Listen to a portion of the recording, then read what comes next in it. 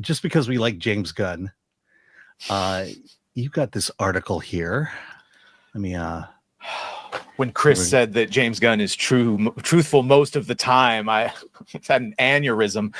I know, but the thing is, like many things, you just can't escape James Gunn. And James Gunn was recently on the Rainn Wilson podcast. Is that what it is? I believe so. Yes. And you've got the notes there. James Gunn takes Rainn Wilson inside his DC cinematic universe. I'm sure this will be enlightening. Yeah.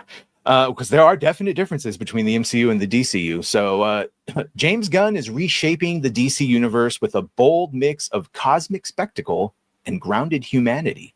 And Superman sits at the center of it.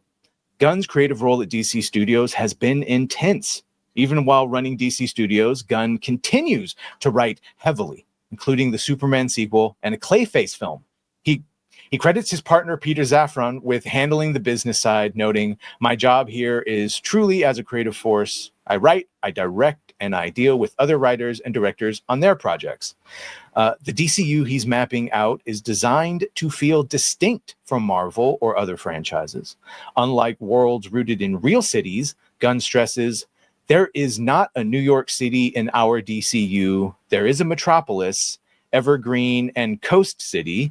In this universe, superheroes or metahumans have existed for over 300 years, shaping history alongside governments and corporations." Gunn envisions three major power blocks: the metahumans, governments, and corporations such as Luthor Corp, Wayne Enterprises, Lord Tech, and Stag Industries. These entities aren't inherently villainous, but Gunn explains, corporations are amoral. It's dependent on the morality of the figurehead. That's especially true of Lex Luthor, once hailed as a visionary for developing efficient batteries and clean air cars. Oh, fuck. Sorry. Well, who do you think he's supposed to be? Luthor's accomplishments were overshadowed by Superman's arrival. He was considered the greatest guy in the world a few years ago. And then this guy with dimples and a glint in his eye and a silly costume came in and made him feel like shit. So he's been sort of obsessed with him ever since and has gone evil, Gunn explains. For Gunn, world building is the real reward for taking the DC job. He compares it less to Marvel and more to the sprawling sagas like Game of Thrones or Star Wars. We're building a universe and then picking out little pieces of it and telling individual stories from that universe. Yeah. Well, it is no secret. People know I like Superman. I quite enjoy it. I've seen it 3 times. But the thing I noticed and the thing that really came out while watching it right from the start was, this is decidedly a James Gunn world. It's not the DC cinematic universe. It is James Gunn's DC cinematic universe, because it reeks of his storytelling style. And you know, having seen it in 3 Guardians of the Galaxy movies, I did like it. And I'll say, for me personally, my judgment is still out whether it can sustain itself, because Superman was definitely, tonally speaking, a different movie than I was expecting, and I was not hoping for this kind of a world. I was kind of hoping for a Richard Donner type of Superman world. Mm-hmm. And so, you know, this is a very different Superman, and I'm probably the only one who'll say this, but I'm kind of interested to see where it goes. Badger, your thoughts? Yeah, it's definitely a Superman for a younger generation. You're talking to someone who streams with a guy who absolutely hates James Gunn, and so I was constantly trying to steel man and see best interpretations. I commonly cite Beau DeMayo as the correct way to handle a franchise, where even if you have strong political views and or favorite characters, you know the world inside and out, and you make the best choices for the story and the characters, and you do certain things because it just needs to happen. That's a sacrifice that is rare in writers and in Hollywood. And unfortunately, James Gunn does not have it. He's not made one decision, I think, because it was the correct choice for building a healthy DCU. He's made them all just because he likes it. If he likes it, it's the correct decision. And the whole thing going around of, we don't shoot until there's a script, and it's a good script, which is why we've gotten Clayface, because his friend came to him with a good script. And by on his own words, we needed content, so we took it from Elseworlds to put it in this. Man, you still got to be a little more tactical. And now we hear he's fast tracking his Superman saga but all he has is a treatment. So now we're starting to film something at the same time of Batman that has no finished script. Kind of goes back on. You're saying he's filming Superman already? He's apparently it is being fast tracked to film at the exact same time as the Batman 2. The Matt Reeves Batman. Okay, so yes, the Matt Reeves Batman is not in the DC. No, it is not. So that's the other thing. We've announced a bunch of potential projects without casting our core characters. Yeah. Well, I mean, look, I think a lot of the idea that you need a script beforehand is, to me, it's more of a financial decision. Mm-hmm. You can't do Marvel. You can't do the Marvel method where you shoot your movie and then you go back and shoot it again.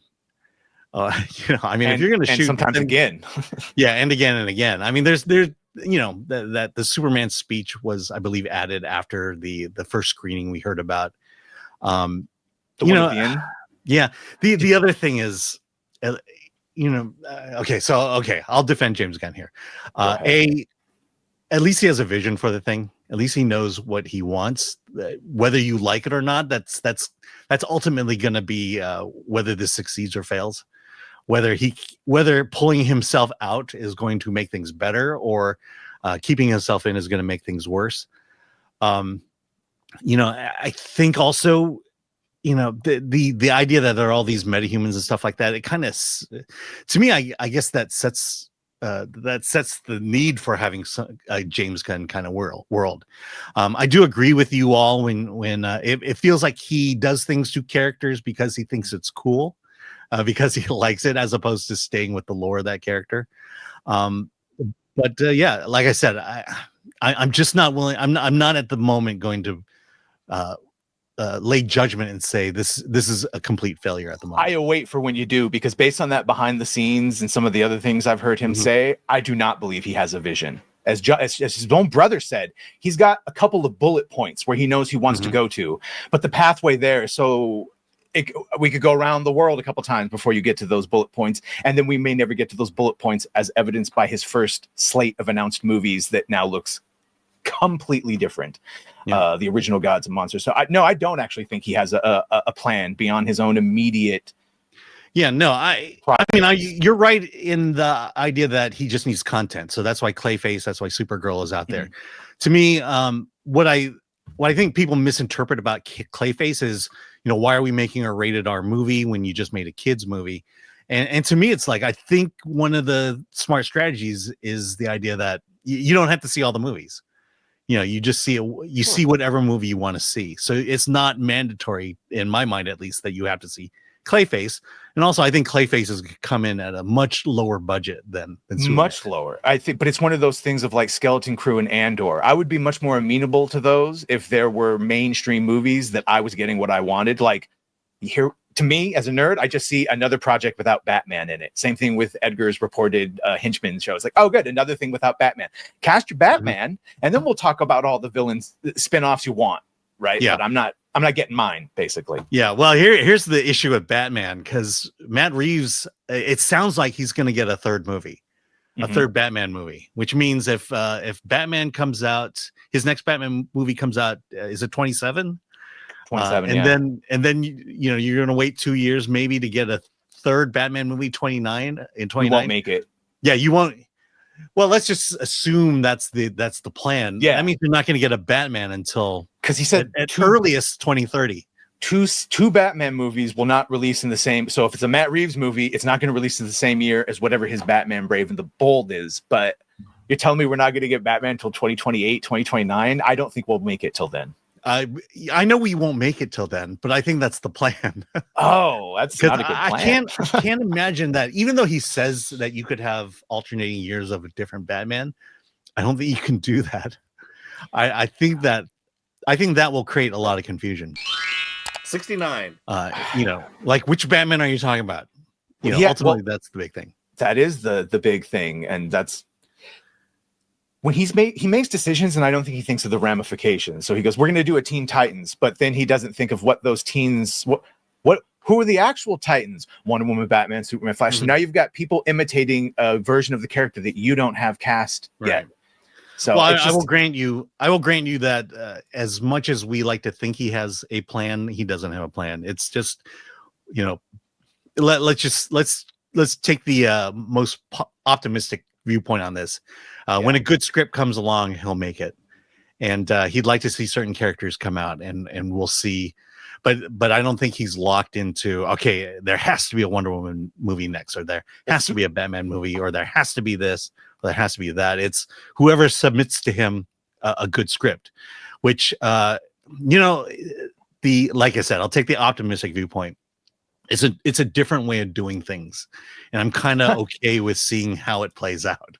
He does clearly have some, like, it must be Peter saying, dude, you got to get your Wonder Woman, because we heard Anna Nogueira did a Supergirl script, and it was so amazing that she was writing the Teen Titans script, and we heard that for months. Right. And then all of a sudden it was no, she's writing Wonder Woman. It's being fast tracked, right? And then we acted like she was never writing Teen Titans, and she was pulled off a long time ago to work on Wonder Woman. So clearly, some element is telling him do Wonder Woman, right? Yeah, but what he's doing, and this was in the Josh Horowitz interview, was if the script's not working, it's not working, right? And so we're not gonna, unlike Disney, we're not gonna force it to work. What was the one they canceled, or the one that's on the back burner now? I forgot the name of that project. But yeah, there was a project that just wasn't. They just couldn't get the script. I think Matt Reeves was working on it. They couldn't get the script. You meant for? Sorry, I thought you meant for. Yeah, I believe it's either Swamp Thing or The Authority. One of those. Oh, The Authority. It was The Authority. Yeah. And he just basically said, "Look, it's not working." And so we're putting it on the back burner at the moment, which is something you wish Disney was doing. Yeah. Because then we wouldn't have had phases 5 through 6 and all the crap that came out of that. Well, at least Kevin said, was quoted as saying that, like, there's just some characters we're never going to hear from again from those aforementioned phases. And I'll be all right with that. I hope Supergirl is great, because Supergirl is going to tell me everything. If Supergirl doesn't crack 400 million or 500 million, I think he's done. And yet he's writing another Superman movie, you know? I don't get it. Well, look, I think I believe it that they're happy with Superman, with the performance of Superman. And I think a lot of it has to do with the fact that Warner Brothers has an amazing 2025 track record. 6 movies in a row, opening at over 50 million opening weekend. Look, their stock price has doubled since the beginning of the year. Warner Brothers is in a very happy financial position, and so maybe Superman didn't make its money back, but they've got more cash laying around. That's big of you to admit, Alan, because I've been jujitsu'd a billion different ways of how it's totally profitable. Well, this is the other debate. Is it a failure? Look, if you make $500 million, is your movie a failure? From an audience standpoint, you still got to get people in the theaters to pay and watch your movie, and they were able to round up $500 million to do that. That's a lot of movie makers would love to have that kind of result. Then you can go on the other side of they spent too much money. Well, yeah, but they made $500 million, so now you know where, as Chris says, where your market cap is. I've definitely heard what the new billion is supposed to be, but we won't know until if I had told you 10 years ago that James Gunn was going to own the DC universe and the first couple of projects were going to be Superman and then Peacemaker, Lanterns, a Clayface movie, and Supergirl, would you kind of go, well, that's an interesting choice of lineup? A lot could change between now. I mean, Lanterns is going to be a big one, how people respond to that. And then I think Supergirl will be the biggest. Yeah. Right. And Clayface will say a lot about whether James Gunn can read a script and know it's good. Yeah, well, that, and I feel like Clayface will get the Sony treatment where people would discount it as like, well, yeah, but that was going to be Elseworld, and it's only, you know what I'm saying? It'll get some sort of excuse for either way. Yeah. All right. Yeah, Creature Commandos. Sorry, I forgot about that.